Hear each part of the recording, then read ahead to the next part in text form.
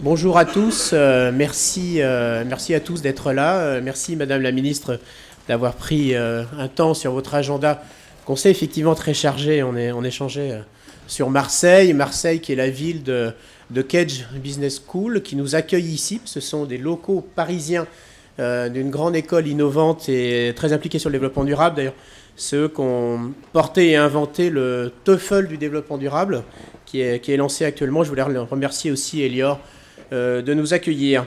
On est très content de vous recevoir. On est évidemment au sein du Club France Développement Durable, ce regroupement des 80 réseaux et les 500 membres, presque 500 membres, organisation du comité 21 depuis maintenant presque 20 ans. Effectivement, on est très impliqué sur ces questions de climat aujourd'hui et on est dans une année qui va être extrêmement chargée. Alors en France, on a un focus très évidemment sur le climat, qui est un sujet important, mais c'est aussi une année importante puisque il y aura des rencontres à Addis Abeba sur les questions de financement du développement durable. Les rencontres de septembre sur les objectifs de développement durable seront aussi extrêmement importantes à l'invitation de M. Ban Ki-moon, comme c'était le climat l'année dernière, parce qu'on a la conviction ici que sans croiser l'ensemble des thématiques, sans croiser le climat avec le développement, comme on a pu croiser l'environnement avec le développement en 92, on n'arrivera pas à passer à une société puissamment motivante pour chacun d'entre nous. On est évidemment convaincu que ce n'est pas en étant sur la culpabilité qu'on embarquera l'ensemble de la population à changer les comportements, et d'autant plus les plus jeunes. Vous avez, Madame la Ministre, la responsabilité de 12 millions d'élèves et de 840 000 enseignants. C'est un enjeu important pour notre société, et les déclarations que vous avez pu faire la semaine dernière, notamment avec la ministre de l'écologie, du développement durable et de l'énergie, nous semblent aller dans le bon sens, notamment sur quelques mots qui sont de croiser les notions d'esthétique, de patrimoine et de durabilité. Cette notion aussi de génération développement durable qui sera très présente dans la COP. Sont présents ici des représentants de l'ACOI, de COP in City, où on dirait que la nouvelle génération au développement durable est probablement plus anglophone que la précédente, mais en tout cas montre cette ouverture internationale. Je voulais aussi insister en ouverture sur les questions d'agenda 21 scolaire. Au comité 21, on milite beaucoup pour le développement de l'agenda 21 scolaire. On voit qu'il a toute sa place à la fois dans vos déclarations et aussi dans ce qui a pu être, ou ce qui est en train de se mettre en œuvre de la réforme de l'enseignement scolaire, de ces moments l'après-midi d'ouverture sur la société de développement personnel. Et je crois que c'est d'autant plus important à des moments de l'Internet, du partage, où chacun d'entre nous peut se sentir beaucoup plus coproducteur du développement durable, coproducteur de la démocratie, et ça s'apprend à l'école, et on est très défenseur de ce croisement entre éducation populaire, évidemment, et développement durable. Merci encore à tous d'être là. Merci Madame la Ministre, et je vous laisse la parole, et ensuite on passera sur un temps évidemment de questions-réponses avant la remise des trophées tout à l'heure, organisé au niveau de l'enseignement supérieur, d'un jury dont j'ai l'honneur de faire partie. Mais tout de suite, c'est à vous.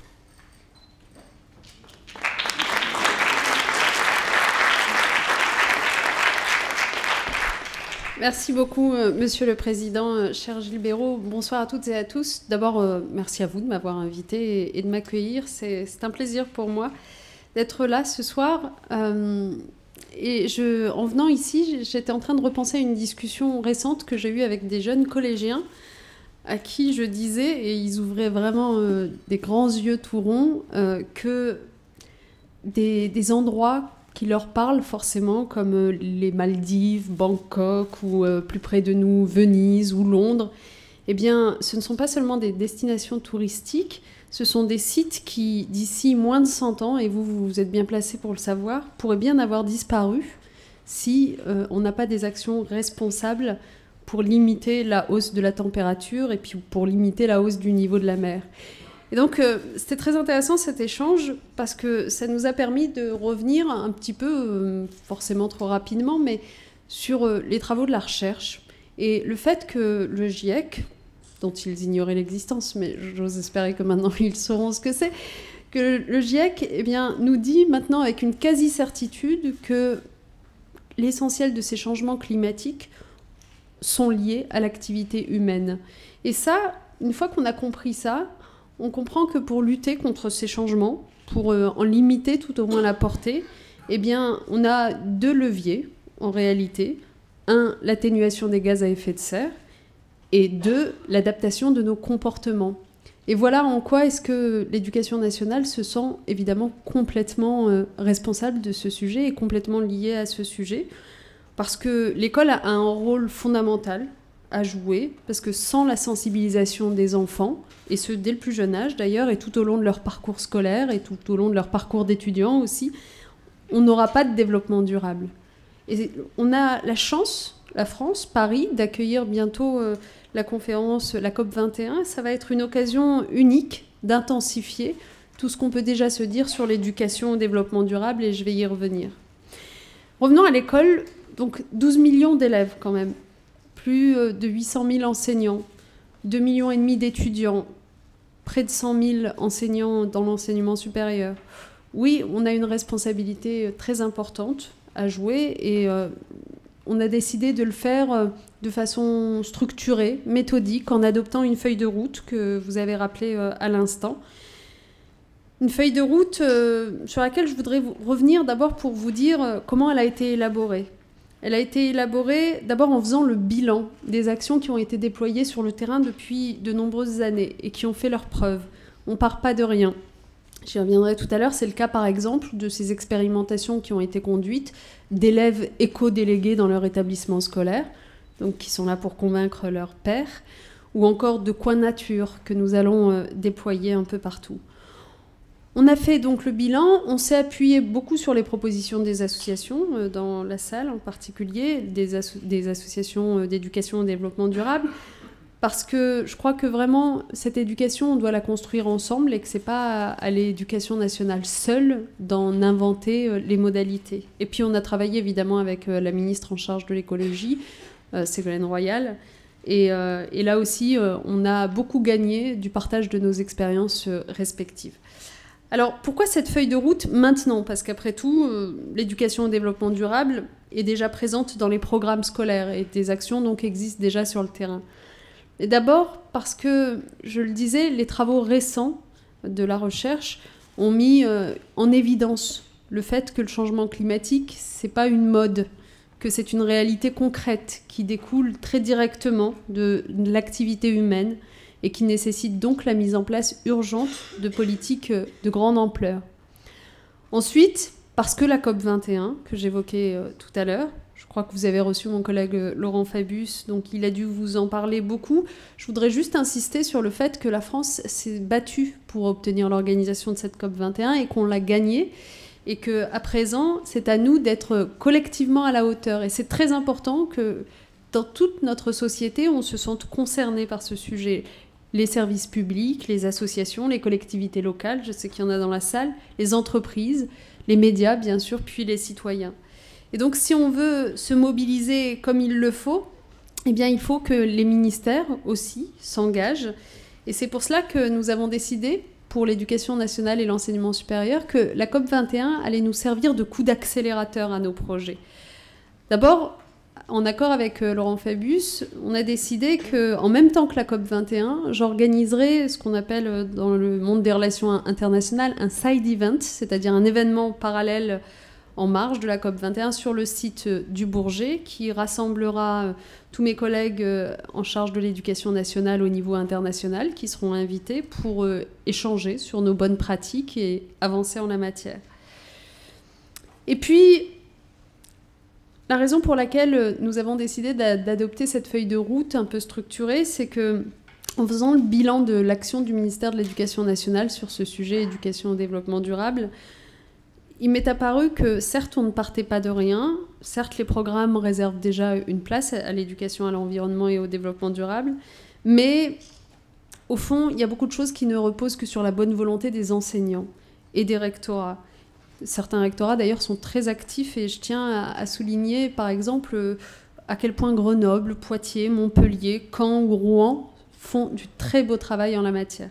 Mais tout ça, ces initiatives, donc, elles reposent souvent sur la motivation, l'engagement individuel de tel ou tel recteur, tel ou tel directeur d'école ou enseignant.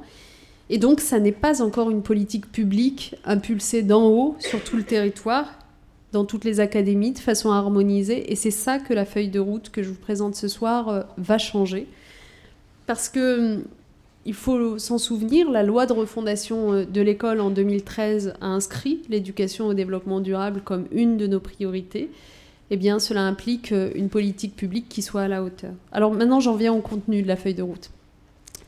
D'abord, je pense que vous en avez pris connaissance, j'espère, sinon je vous invite à la regarder de très près.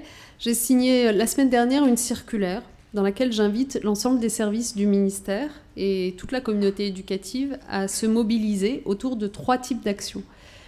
Premier type d'action, celle qui vise à faire de l'éducation au développement durable une politique transversale et intégrée à chaque discipline, chaque école, chaque collège, chaque lycée. Parce que, je le redis ici, mon sentiment, c'est que l'éducation au développement durable, ce n'est pas une matière, c'est une grille de lecture de l'ensemble de ce qu'on fait. Et ce sont donc en complément des projets pédagogiques élaborés pour sensibiliser les élèves. Ces actions transversales que je demande donc à chaque établissement d'adopter, quelles sont-elles ? D'abord, il y a l'intégration du développement durable dans tous les programmes. Le Conseil supérieur des programmes, qui est en charge de la rénovation de nos programmes, est en train de plancher précisément en ce moment même sur le sujet. Il y a un enjeu majeur à ce que le développement durable trouve sa place, toute sa place, dans les nouveaux programmes qui vont être rendus à la fois pour l'école primaire et le collège en particulier.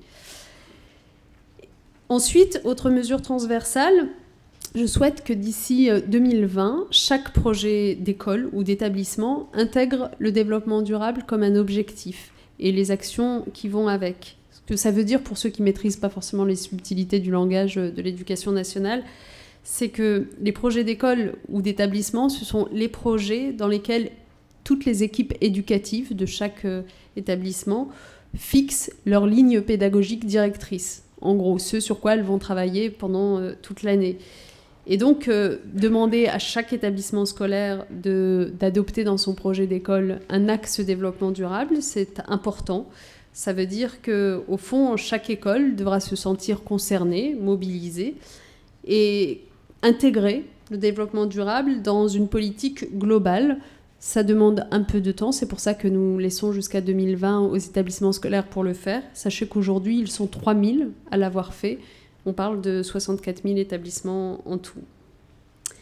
La deuxième catégorie d'actions, c'est les actions pédagogiques qui ont pour objectif de créer un effet d'entraînement au sein de l'éducation nationale et auprès des élèves et de nous aider à mettre un coup d'accélérateur sur ces questions. Ce sont des mesures qui, pour la plupart, vous allez le voir, sont partenariales et peuvent s'appuyer sur l'expertise des associations beaucoup. La première, c'est le fait d'organiser dans les établissements scolaires, d'ici à décembre 2015, des simulations de négociations internationales sur le changement climatique. Pourquoi des simulations ? Parce que c'est l'occasion. D'abord, elles ont été expérimentées dans un certain nombre d'endroits et qu'elles ont rencontré beaucoup de succès, et notamment avec l'association Climate. Je ne sais pas s'ils sont dans la salle. Mais elles ont fait leurs preuves, ces simulations. Et donc, l'idée, c'est de demander aux établissements de les réaliser eux-mêmes avec des outils pédagogiques qu'on met à leur disposition en s'appuyant sur des partenaires associatifs. Et l'idée, c'est que les élèves, ainsi, par ces simulations de négociations internationales sur le changement climatique, puissent apprendre de façon ludique et être sensibilisés aux enjeux du changement climatique. De la même façon, je le disais tout à l'heure, nous généralisons dans les établissements les éco-délégués, c'est-à-dire les délégués de classe chargés du développement durable. Ça, là encore, c'était des choses qui étaient testées ici ou là et qui ont fait leurs preuves. Les éco-délégués, c'est au fond la meilleure façon de s'adresser aux élèves parce qu'ils sont souvent bien plus convaincus par ce que leur raconte leur père. On le sait, c'est très efficace comme démarche. Et donc, être éco-délégué, eh bien, ça n'est pas une spécialité complexe à appréhender. C'est simplement une expérience concrète qui sera proposée aux élèves que cela intéresse. Leur rôle sera clair, sensibiliser leurs camarades, se réunir régulièrement avec l'équipe pédagogique pour proposer des projets communs à l'établissement, type mise en place du tri des déchets à la cantine, par exemple. Et là encore, on a créé des outils pédagogiques qu'on a mis sur le site EduScol pour préciser le rôle de ces éco-délégués. Et puis, Un troisième exemple de ce que nous mettons en œuvre, nous allons, c'était la proposition de plusieurs associations, organiser des débats sur le changement climatique dans les établissements scolaires pendant la semaine du climat, qui est une semaine nouvellement créée au mois d'octobre, qui aura lieu au moment de la fête de la science, puisque les deux sujets sont évidemment liés. L'idée étant que l'éducation au développement durable, ça n'est pas du dressage, entre guillemets, ou ça n'est pas imposer des bonnes pratiques aux élèves, c'est bien de les amener par leur réflexion, par leur débat propre, à devenir acteurs de leur environnement. Donc là encore, ces moments de débat seront l'occasion de travailler avec les associations, nos partenaires. Dernière catégorie d'actions qui n'auront pas nécessairement un effet immédiat en vue de la COP21, contrairement à celles que je viens d'évoquer, mais qui, sur le long terme, auront évidemment des effets pédagogiques très bénéfiques, c'est la généralisation, le développement des coins nature. C'est en réalité une mesure de bon sens, ça. Il s'agit de sensibiliser les enfants à la nature, ce qui est d'une certaine façon le moyen de ramener de la nature à l'intérieur de l'école, hein. Mais c'est un vrai programme pédagogique, pour le coup, pour apprendre aux élèves, par exemple, l'impact des saisons, en cultivant un jardin pédagogique avec leur classe, par exemple. Et comme je sais que dans la salle, je le disais, il y a un certain nombre de représentants de collectivités locales, je précise que ces coins nature, ce sera aussi l'occasion de développer des activités périscolaires pour ceux qui le souhaitent, s'agissant par exemple de jardins ou de mares pédagogiques. À côté des coins nature, la feuille de route prévoit aussi le développement des sorties nature, en précisant ce qu'on compte faire dans ce domaine, puisque les sorties scolaires, de manière générale, sont extrêmement utiles pour développer les apprentissages. Mais on s'est rendu compte que les procédures pour les sorties scolaires sont très lourdes et parfois décourageantes. Les enseignants nous l'ont beaucoup dit. Alors, nous les avons entendus et c'est la raison pour laquelle j'ai demandé à la directrice générale de l'enseignement scolaire, Florence Robin, de conduire un groupe de travail qui voit le jour sur cette question des sorties scolaires et notamment des sorties nature pour identifier les obstacles qui empêchent aujourd'hui leur développement et trouver les leviers pour y remédier. Voilà, sur chacune de ces actions, on a donc mis en place des outils pédagogiques sur le site internet EduScol sous forme de fiches très simples hein, pour aider les écoles et les établissements. Et puis, on a dans chaque académie, vous le savez, des coordinateurs académiques pour le développement durable qui appuieront, épauleront les établissements pour mettre en place ces différentes actions. Voilà pour l'enseignement scolaire. J'aurais peut-être pu, pour être pas tout à fait exhaustive, mais presque, évoquer aussi le lancement de l'appel à projet des clés de l'éducation au développement durable, qui est un appel à projet qui a vocation à récompenser les meilleurs projets pédagogiques des équipes enseignantes.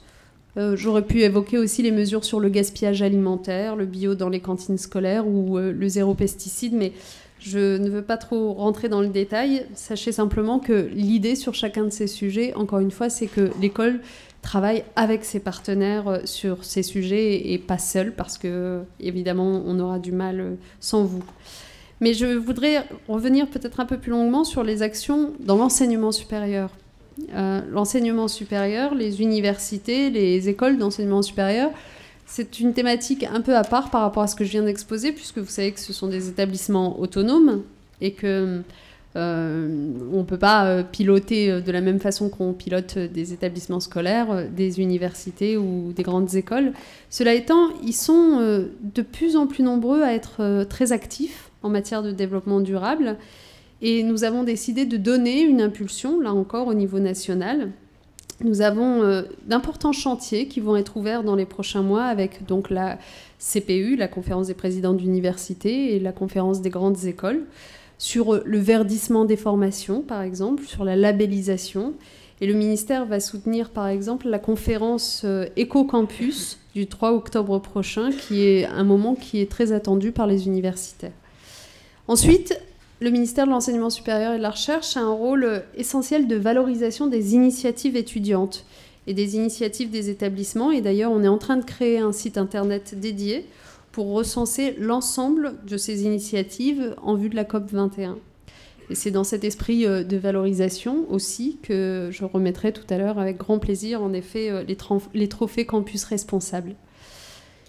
On vient enfin de lancer un grand concours Génération Développement Durable. On s'est associé pour le faire avec le magazine La Recherche, la conférence des présidents d'université et celle des grandes écoles, je le disais, et puis le réseau français des étudiants pour l'éducation au développement durable. Ce grand concours, qui est parrainé par Yann Arthus Bertrand, il vise à valoriser les initiatives étudiantes les plus innovantes en matière de développement durable et en particulier en matière de lutte contre le changement climatique. Donc sachez, s'il y a des étudiants dans la salle, que le concours court jusqu'en mars et n'hésitez vraiment pas à y répondre. Je pense que c'est aussi en donnant à voir ce que vous êtes capable d'inventer qu'on sensibilisera l'opinion publique sur ces questions de changement climatique. Voilà ce que je voulais vous dire, pardon, j'étais beaucoup trop longue, mais en quelques mots sur la façon dont l'école, l'université se conçoit aujourd'hui comme un acteur du développement durable. La COP21 va être un moment vraiment charnière, je crois, pour tout cela. Et en réalité, faire de nos enfants, faire de nos jeunes des citoyens sensibilisés à la question du développement durable, des citoyens responsables, solidaires, eh bien, au fond, c'est aussi une façon de répondre à l'exigence qui nous est souvent répétée depuis quelques semaines de transmettre les valeurs de la République. Voilà, je suis très heureuse d'y contribuer. Merci beaucoup.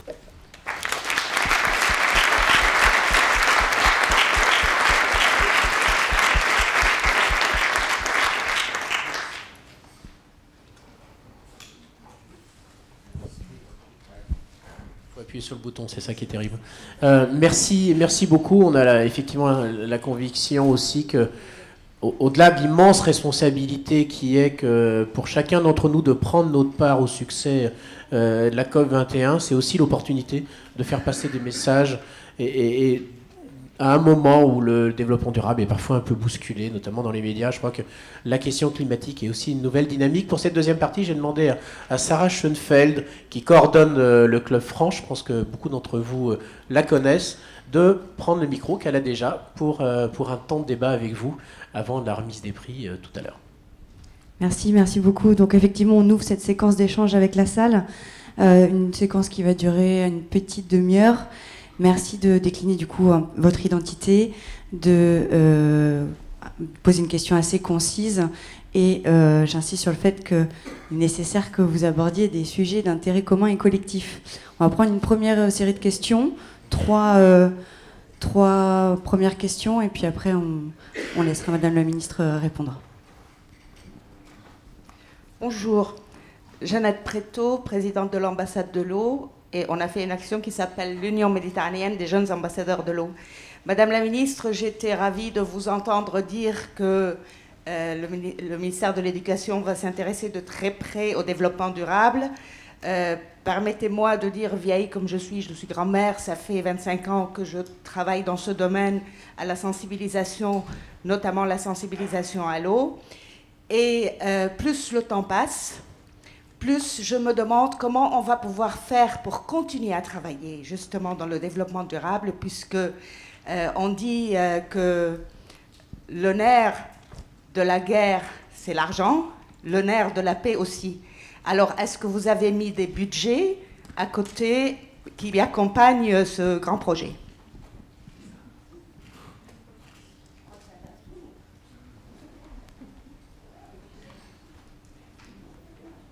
Bonjour Madame la Ministre, Astrid Barthélémy, je suis du Réseau français des étudiants pour le développement durable.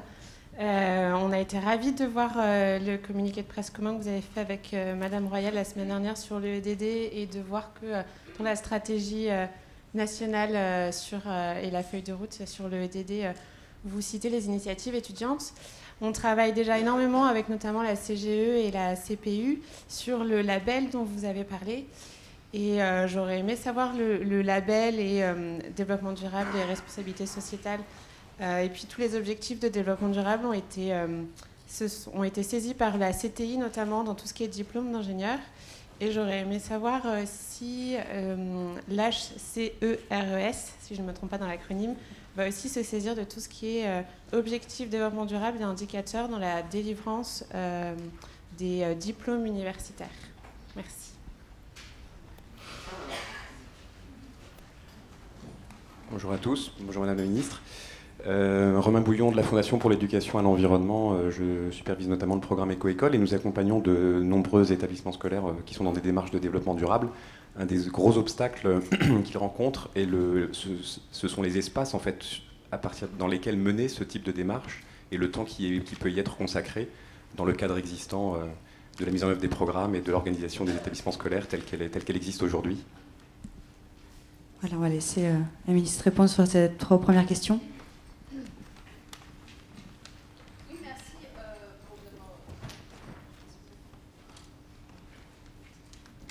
Merci.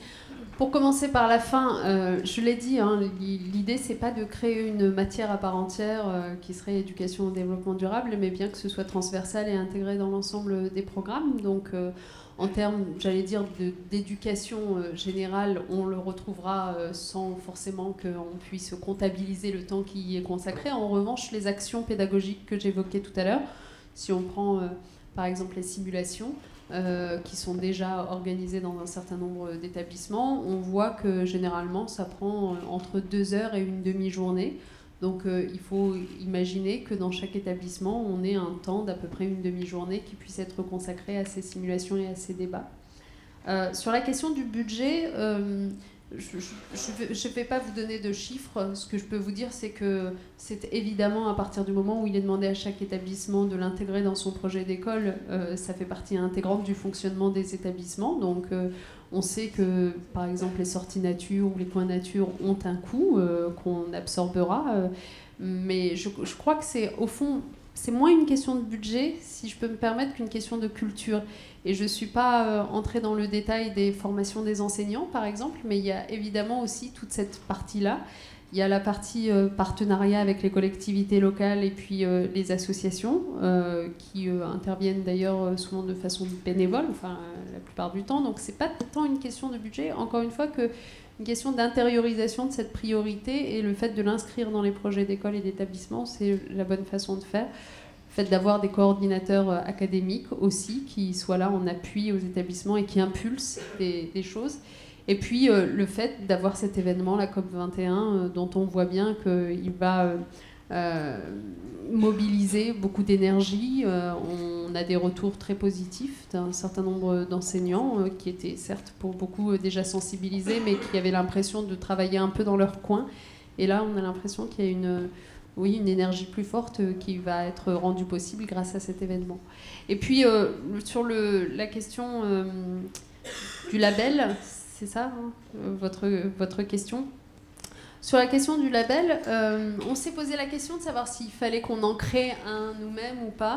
Moi, ce que je trouve intéressant, c'est que le ministère puisse lui-même décider de valoriser les initiatives de ses enseignants, de ses équipes pédagogiques. Il y a d'autres labels qui existent, qui ont tous leur intérêt et leur qualité, mais je pense que c'est important parce que c'est une forme de reconnaissance aussi et d'appropriation du sujet par le ministère. Merci pour ces éléments de réponse. On va reprendre donc 3 autres questions. On va prendre plutôt dans cette zone-là, parce que donc ici.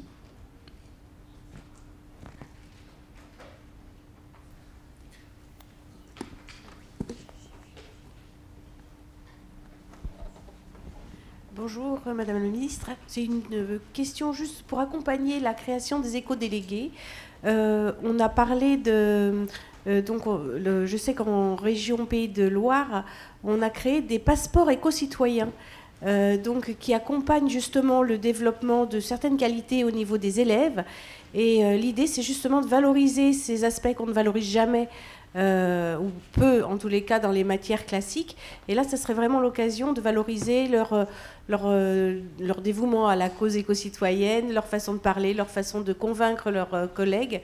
Donc voilà, cette idée de passeport éco-citoyen peut-elle vivre plus longtemps ? Voilà.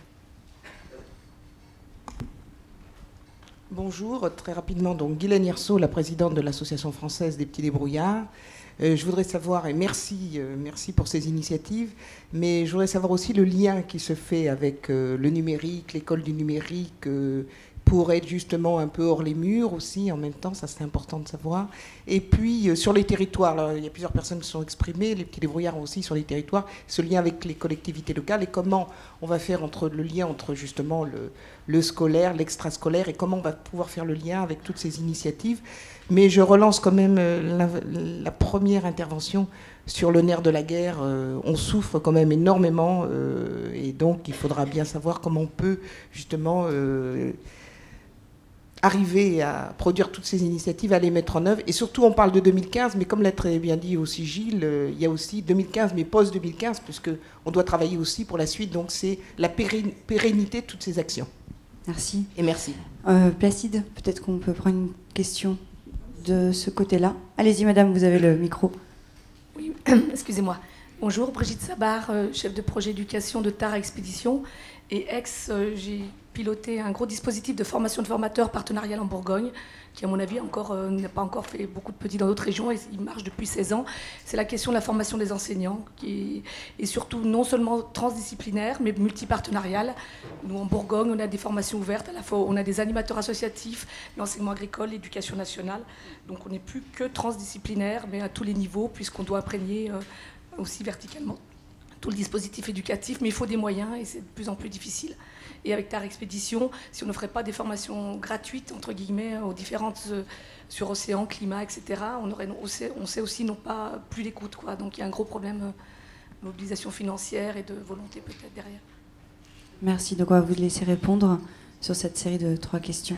Oui, merci. D'abord, oui, j'en ai entendu parler du passeport éco-citoyen qui me semble être une très bonne idée, honnêtement, et qui entre en résonance avec... je ne sais pas si vous avez suivi un petit peu ce qu'on a pu raconter la semaine dernière sur l'idée d'un parcours citoyen, voilà, qu'on introduirait donc dans l'éducation des enfants, qui est une idée assez neuve, hein, puisque l'idée, c'est que depuis la primaire jusqu'à la terminale, un élève puisse bénéficier à la fois donc, de ce fameux enseignement moral et civique qui parcourt toute sa scolarité et qui l'aide à se construire en citoyen, mais surtout puisse voir valoriser son engagement comme élève dans soit la vie démocratique de son établissement, soit auprès d'associations extérieures à l'établissement qui seraient les partenaires de l'école.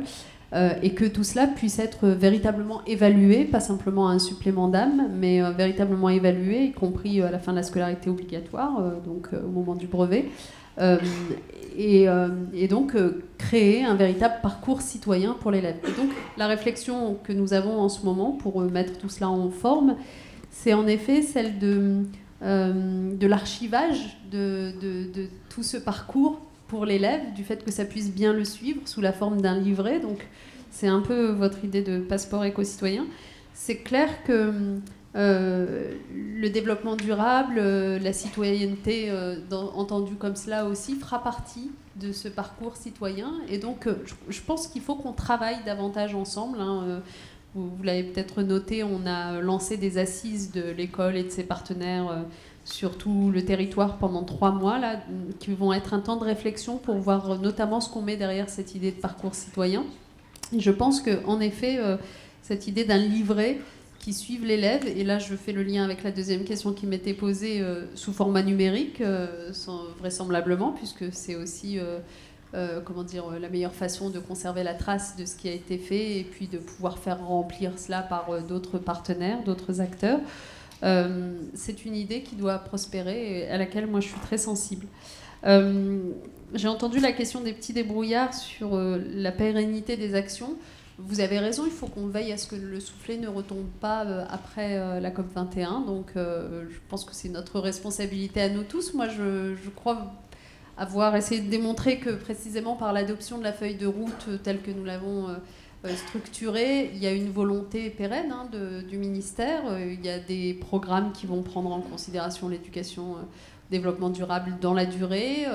Il y a des actions pédagogiques et des demandes qui sont faites aux établissements d'ici 2020, donc on voit bien qu'on se projette dans la durée.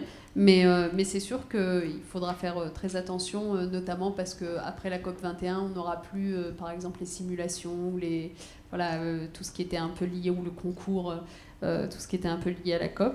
Donc il faudra qu'on invente d'autres choses, et moi je propose tout simplement qu'on continue à travailler sur ce sujet. Quant à la formation des enseignants, c'est quand même en effet la meilleure des façons de le faire vivre. À nouveau, je l'ai dit, hein, le sujet, c'est de faire en sorte à la fois dans la formation initiale. Alors, je sais que dans les SP, c'est pas très harmonisé pour l'instant d'un territoire à l'autre. C'est d'ailleurs tout le sujet, au-delà de l'éducation au développement durable, de ce qu'on appelle le tronc commun dans les SP, et du fait qu'on a voulu y faire rentrer beaucoup de sujets. Alors, il y a certaines SP qui se sont mieux saisies de l'éducation au développement durable que d'autres. On a un rendez-vous avec toutes les SP au printemps pour faire en sorte d'harmoniser, d'homogénéiser ce qu'elles ont à offrir dans la formation initiale, et le développement durable, évidemment, en fera partie. Et puis, il y a les formations académiques que vous avez évoquées, Madame, et qui doivent se développer. Et nous veillons notamment à ce qu'elles ne concernent pas simplement un type d'enseignants, parce que je pense qu'il y a des enseignants qui sont peut-être plus sensibles spontanément à cette thématique, mais quand on parle par exemple de bio dans les cantines, etc., ça veut dire qu'au-delà des personnels enseignants, c'est aussi les personnels non enseignants qui doivent bénéficier de ces formations, donc c'est ce sur quoi on travaille. Merci. Alors, une toute dernière série de 3 questions. On va prendre la question peut-être ici. Laurie. Bonsoir Madame la Ministre, bonsoir à tous. Denis Guibard, directeur de Télécom École de Management, qui est une business school publique. Ma question est, d'abord, merci pour tout ceci. On est ravis de voir toute cette démarche pour l'éducation et le développement durable. Mais ma question, ou ma petite inquiétude, c'est qu'on est dans le contexte de la COP21 et que donc on a un biais sur le climat et l'aspect environnemental du développement durable. Et donc, rassurez-moi, on va bien être sur l'ensemble des piliers du développement durable, peut-être pas cette année, mais dans la durée, et également du développement durable, on glisse, notamment quand on s'occupe un peu des entreprises, vers la RSE. Donc, qu'est-ce qui est prévu dans cette dimension-là? Merci. Alors, Placide, peut-être une question de ce côté-là. De façon très courte, s'il vous plaît. Merci. Bonsoir, Stéphane Castel, simple animateur nature. Une question très simple. On voit beaucoup d'éducation pour les primaires, pour les lycées, pour les universités, mais entre les deux, il y a le collège. Comment développer l'éducation à l'environnement au collège? Une dernière question. Madame la Ministre, moi je rebondis en effet sur l'opportunité formidable que représente la COP21 pour une mobilisation extrêmement forte de l'ensemble de nos classes et aussi de l'ensemble de tout l'esprit pédagogique dont vous parliez. Et je voulais vous indiquer qu'à l'initiative du Comité 21, avec l'ensemble des acteurs du Club France, on aura une immense, magnifique opportunité de présenter aux jeunes et aux classes et à tous ceux qui le souhaitent et à tous les réseaux ici présents, eh bien, les solutions climat dans le cadre d'une exposition et de forum au Grand Palais. Et comme vous le savez, on serait tellement heureux que sous votre égide et avec l'ensemble des enseignants, l'ensemble des acteurs, l'ensemble des associations et de tous ceux qui travaillent pour cette feuille de route que vous venez de lancer, on serait tellement heureux que vous puissiez avoir là l'occasion de visites et de rencontres très précises pendant la COP au Grand Palais, au cœur de Paris, de façon très, très ouverte à tous les publics et en particulier aux jeunes, puisque c'est pour eux que tout ceci se prépare. Merci Sylviane. Je ne résiste pas quand même à la tentation de donner la parole à un acteur de la recherche, le CNRS. Je te laisse parler, Agathe. Merci. Agathe Euzen, en charge du développement durable au CNRS. Je voulais insister sur justement le lien qui doit être fait entre la recherche pour la compréhension de qu'est-ce qu'on entend par le développement durable, finalement. Ça avance aussi, il y a un certain nombre un spectre particulièrement important qu'il est important de transmettre. Et le lien entre la science, les chercheurs et les citoyens passe notamment par les sciences participatives qui mobilisent les jeunes et qui est un moyen de faire ce lien particulièrement intéressant, et un grand nombre d'initiatives se développent en ce sens. On vous laisse répondre peut-être. Oui, merci. Bon, d'abord pour vous rassurer sur le fait qu'on ne se concentre pas uniquement sur la question du changement climatique, même si c'est important, bien sûr, mais vous avez raison, le développement durable, c'est plus que ça. Je vais vous donner des exemples de ce qu'on recommande aux enseignants précisément pour prendre en compte cette question de l'éducation au développement durable dans leurs différents cours, puisque je l'ai dit, ça ne doit pas être une formation spécifique, mais ça doit traverser tous les cours. Par exemple, s'agissant de recyclage, on suggère que les élèves puissent créer des œuvres d'art dans le cadre de leur cours d'art plastique. Vous voyez, en cours de technologie, on suggère aux enseignants de faire fabriquer aux élèves une éolienne. En cours de maths, on explique qu'en construisant un coin nature ou un poulailler, on peut calculer des volumes ou apprendre la notion d'angle droit. En cours de physique, on peut faire un bilan carbone. Donc vous voyez que c'est au fond bien l'ensemble, je ne suis pas exhaustive évidemment, mais des dimensions de l'éducation au développement durable qui vont être prises en compte, y compris d'ailleurs dans le cours de français, hein, le fait de suggérer la lecture d'un certain nombre de grands classiques qui ont un trait au rapport entre l'homme et la nature, ça fait partie aussi des choses qui peuvent éveiller les élèves à ces sujets. Donc oui, pas que du changement climatique. Alors la question sur la responsabilité sociale des entreprises, j'avoue que je ne suis pas sûre d'avoir compris. Enfin moi je veux dire c'est une question importante mais qui s'adresse plutôt aux entreprises qu'à l'éducation. Je crois que la question c'était en quoi votre programme va permettre de préparer les jeunes à devenir des acteurs de la RSE dans leurs activités futures. D'accord. C'est ça ? Non, pour préciser, quand je ne suis pas bénévole, je travaille dans la même organisation, je travaille au sein de l'Institut Mines Télécom, au sein de la direction scientifique. Voilà. D'accord. Donc... Bah, écoutez, je pense qu'avec ce que je viens de vous décrire, j'espère que, en tout cas c'est notre désir, que cet esprit de responsabilité se développe chez les élèves, donc chez les futurs salariés. Voilà. Sur la question de l'éducation à l'environnement au collège, dont vous pensiez que ça risquait d'être un point mort, je ne crois pas du tout, au contraire, je pense qu'on va avoir une occasion, peut-être que je ne l'ai pas assez évoqué avec vous, mais une occasion en or avec la réforme du collège, parce que vous savez que dans 2 mois maintenant, on va adopter une réforme du collège, notamment pour faire en sorte d'introduire des enseignements que dans notre jargon on appelle interdisciplinaires, qui permettront en gros d'apprendre aux élèves, mais en faisant se mélanger un certain nombre de matières. Et typiquement, dans les nouveaux enseignements interdisciplinaires, le développement durable sera présent parce que c'est l'occasion de faire travailler les élèves sur quelque chose de concret, sur le mode du projet, du collectif, etc., mais qui mobilise des connaissances à la fois en français, en maths, en SVT, en géographie, voilà, pour mieux s'approprier, parce qu'on sait qu'aujourd'hui, si le collège est un point difficile, on va dire, de notre scolarité, c'est aussi parce que les élèves s'y ennuient, qu'ils ont du mal avec des cours très théoriques. Donc ces enseignements interdisciplinaires vont être l'occasion aussi de s'approprier des compétences nouvelles dont les élèves ont besoin aussi pour être citoyens dans le monde d'aujourd'hui. Donc le développement durable, le numérique font partie de ces enseignements interdisciplinaires. Donc je pense qu'au contraire, on aura l'occasion d'y revenir à cette occasion. Sur l'exposition au Grand Palais, c'est noté, je vous remercie.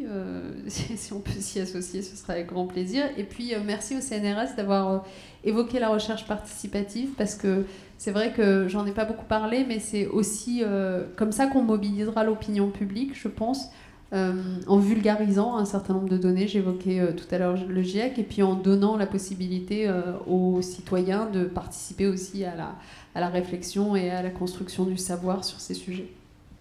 Merci, et effectivement nous allons publier un rapport avec le CNRS sur la question des solutions, parce que c'est important aussi d'amener une réflexion sur ces sujets, et merci pour ce message enthousiaste. On sera ravis de vous recevoir au Grand Palais.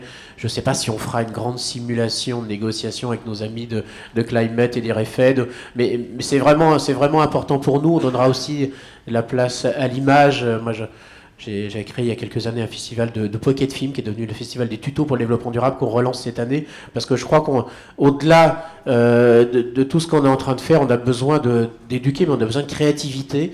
On est convaincu qu'on n'a pas toutes les idées dont on a besoin, et effectivement, sans s'appuyer sur les jeunes, et pas seulement dans les centres de recherche, on aura du mal à créer cette dynamique très positive. C'est pas sur la culpabilité qu'on va emmener la société. Et moi, ma conviction, c'est qu'il n'y a pas de problème de pilier. Quand on parle de climat, on parle fondamentalement de développement durable.